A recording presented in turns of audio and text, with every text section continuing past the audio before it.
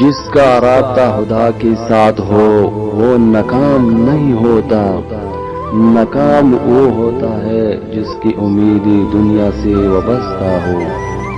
کبھی معراج، کبھی شب برات تو کبھی شب قدر دیتا ہے۔ کتنا مہربان رب، بخشش کے ہزاروں وسیلے دیتا ہے۔ کبھی کبھی مجھے اس قدر تڑپنا بھی بہت اچھا لگتا ہے، کیونکہ یہی رب کی بارگاہ میں رونے کا ذریعہ بن جاتا ہے۔ توبے کا خیال خوش بختی کی علامت ہے، کیونکہ جو اپنے گناہ کو گناہ نہ سمجھے وہ بدقسمت ہے۔ مجھے اس طرح اپنی محبت میں مصروف کر دے میرے اللہ کہ مجھے سانس تک نہ آئے تیرے ذکر کے بغیر۔ جب کسی ضرورت مند کی آواز تم تک پہنچ جائے تو اللہ کا شکر ادا کرو کہ اس نے اپنے بندے کی مدد کے لیے تمہیں وسیلہ بنایا۔ جس طرح اچانک مسجدوں کے دروازے بند ہو گئے، اس طرح اچانک ہی ایک دن توبہ دروازہ بھی بند ہو جائے گا۔ توبہ کرنے میں جلدی کیجیے۔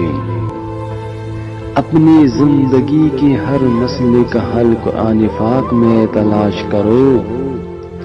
دنیا کی محبت سے رب نہیں ملتا، لیکن رب کی محبت سے دنیا اور جنت دونوں مل جاتی ہے۔ ٹوٹے ہوئے رشتے وہ جوڑ دیتا ہے، بات اپنی رب پر جو چھوڑ دیتا ہے اس کے لطف و کرم کی کیا کہنے، لاکھ مانگو تو کروڑ دیتا ہے۔ میرے کانوں کو دستک کی ضرورت نہیں، مجھے عشق اٹھاتا ہے اذان سے پہلے۔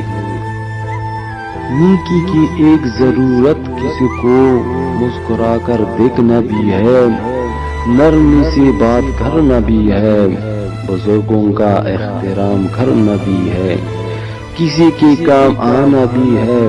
پھر پتہ نہیں کیوں ہم نیکی کو اتنا مشکل کر بیٹھے ہیں۔